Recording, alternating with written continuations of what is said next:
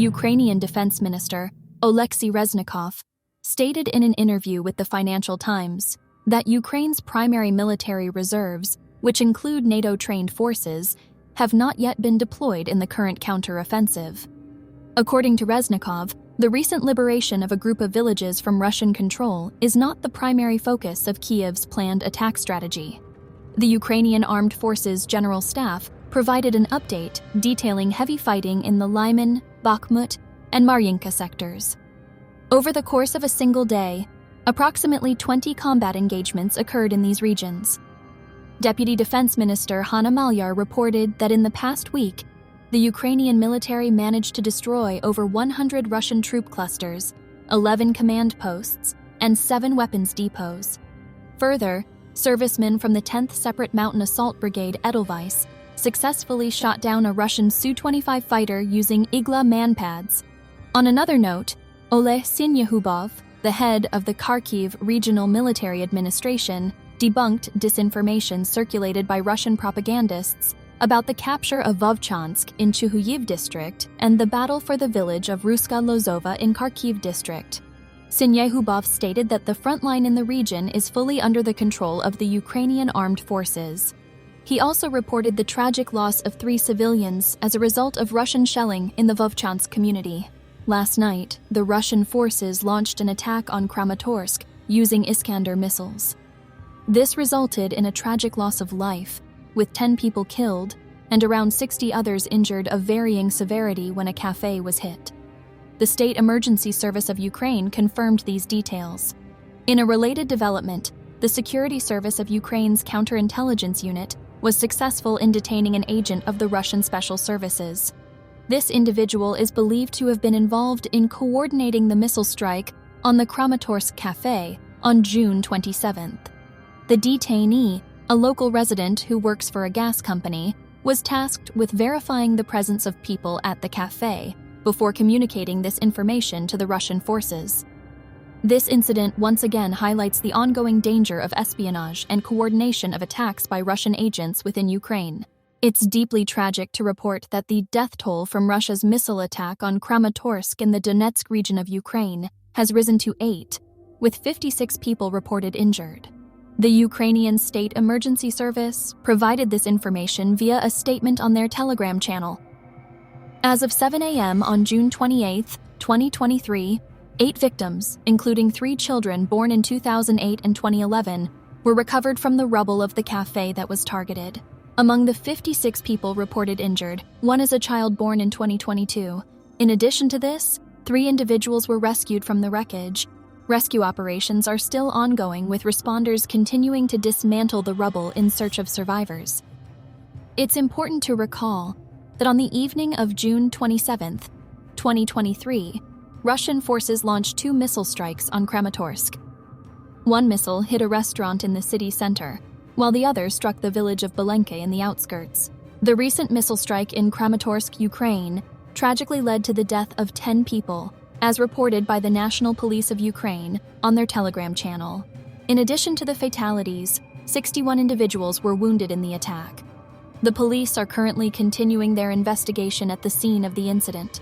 It has been confirmed that among the deceased are 3 children, while an 8-month-old infant was injured, but is not currently in life-threatening condition. The latest updates confirm that the missiles used in the attack were of the Russian Iskander type. Tragically, a 17-year-old girl and her 14-year-old sisters were among the victims of the strike.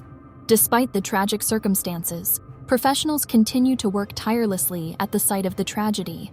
Explosive experts, investigators, forensic experts, operatives, paramedics, and patrol officers are all present, doing their utmost to address the situation.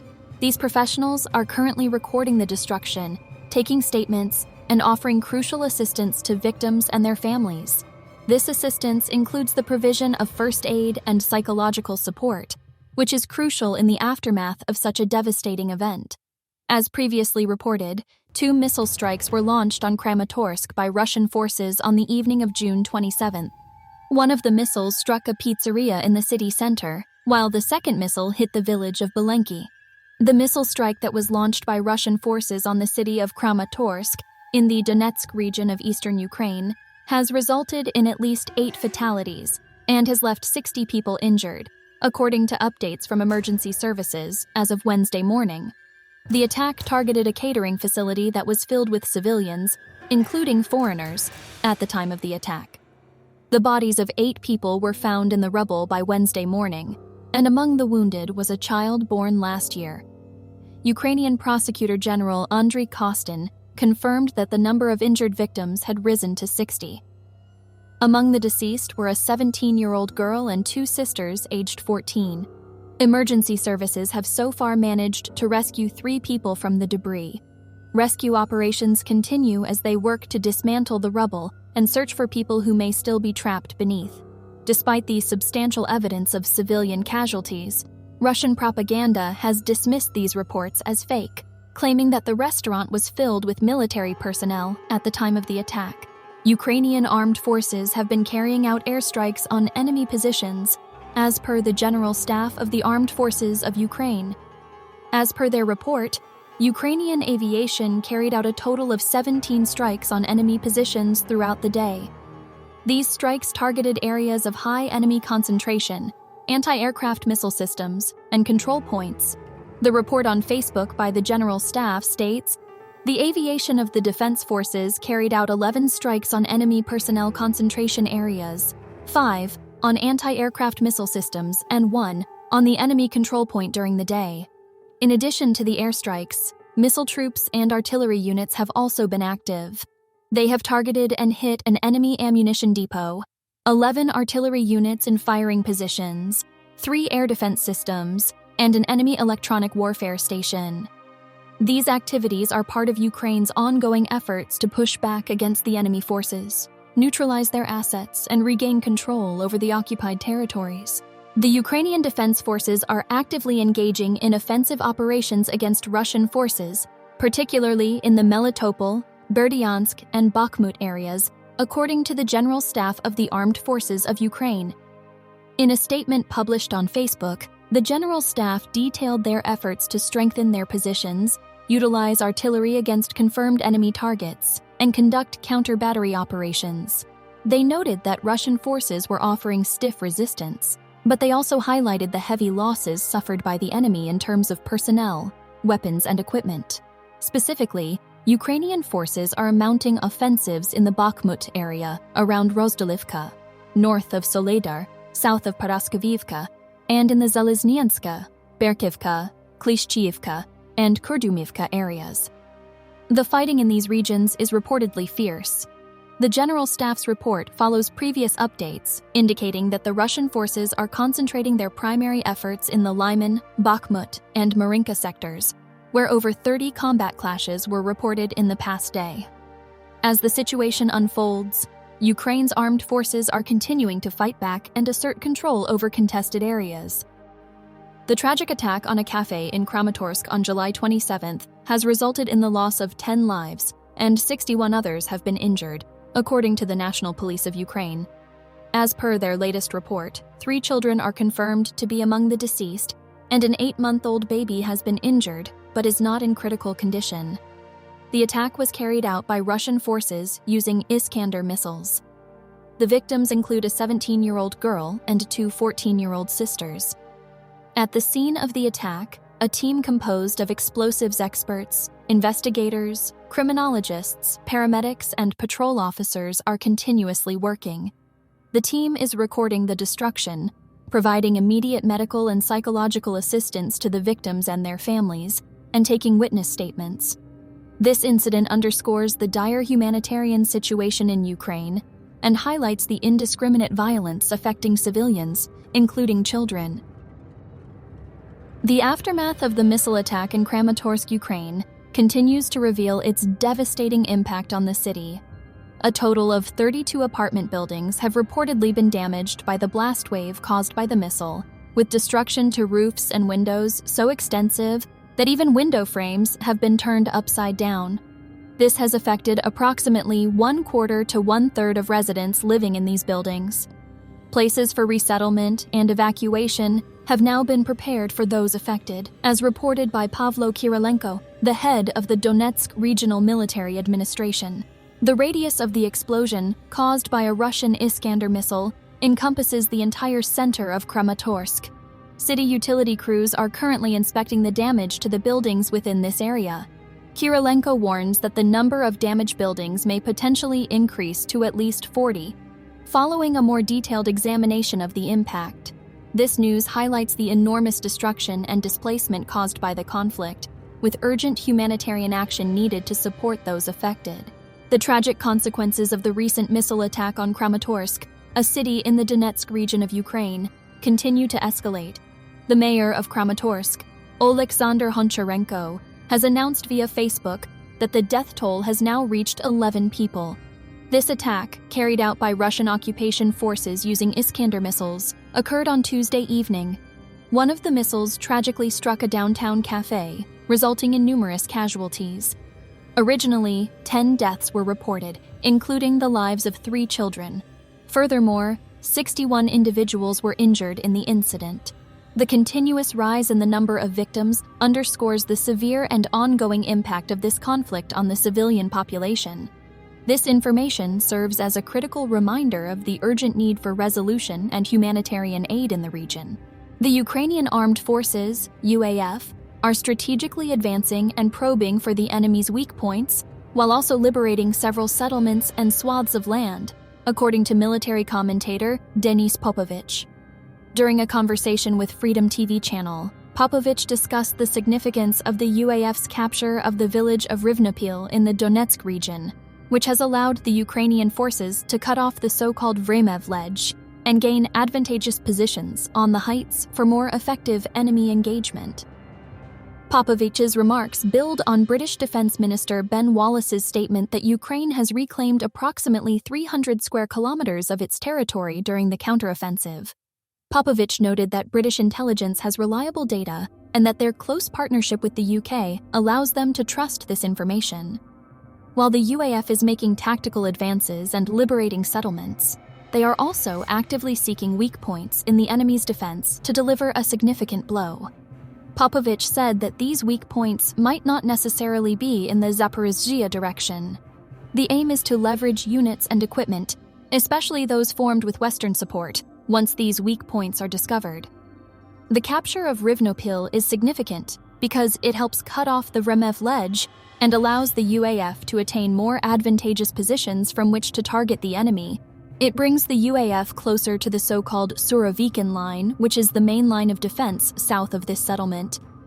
However, the counteroffensive is slowed by extensive minefields laid by the Russian army. These pose a significant risk to armored vehicles and personnel, and while there are engineering methods for demining, the process is slow and challenging. Popovich concluded that the Russians were well aware that the deoccupation of the Crimean Peninsula was a priority for Ukraine, and had, therefore, paid close attention to the issue of landmines. Ukrainian law enforcement authorities have initiated an investigation into the dual missile attack by Russia on Kramatorsk in the Donetsk region, which occurred on the evening of June 27, 2023. This information was shared by the Ukrainian Prosecutor General's office on their Telegram channel. The horrifying aftermath of the attack resulted in 8 fatalities and 60 injuries.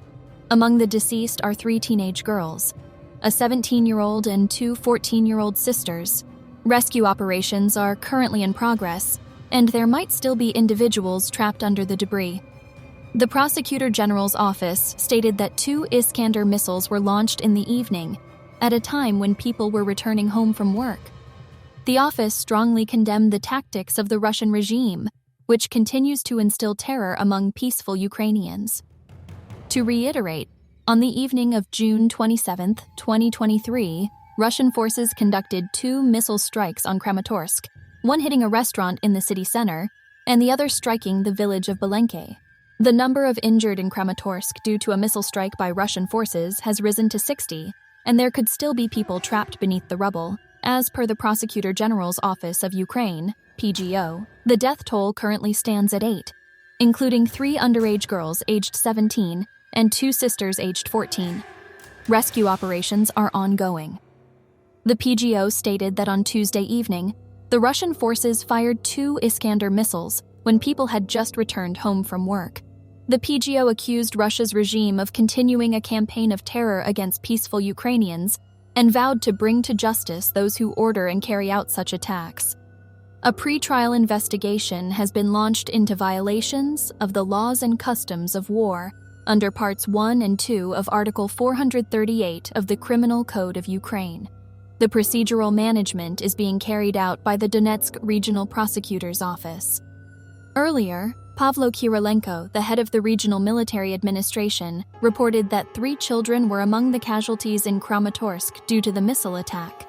According to Kyrylenko, another 46 people in the region were injured during the day. The death toll in Kramatorsk as a result of the missile attack by Russian forces increased to 8, with 56 injuries as of Wednesday morning, according to the State Emergency Service. The Russian occupying forces have reportedly demolished 2 more apartment blocks in Mariupol, a city temporarily under their control. According to the Mariupol City Council, the invaders have now destroyed around 50% of the city's housing stock. A statement released by the City Council on Telegram states, "The occupiers continue demolishing the homes of Mariupol residents. In particular, 2 houses at 77 and 79 Metallurhiv Avenue were recently demolished. Now there are ruins instead of apartments and life." It is noted that more than 300 buildings have been completely demolished after the occupation began. Despite this, many residents continue to fight to keep their homes intact as they continue to live in them. Mariupol has been a focal point of one of the most severe humanitarian crises caused by Russia's aggression. Roughly 90% of the city has been destroyed by enemy shelling. Despite the circumstances, over 100,000 residents remain in the blocked city. The occupying forces continue to demolish damaged houses in the city to conceal evidence of their actions. The occupying forces are reportedly transforming Mariupol and surrounding villages into a military logistics hub for their army, further exacerbating the crisis in the city.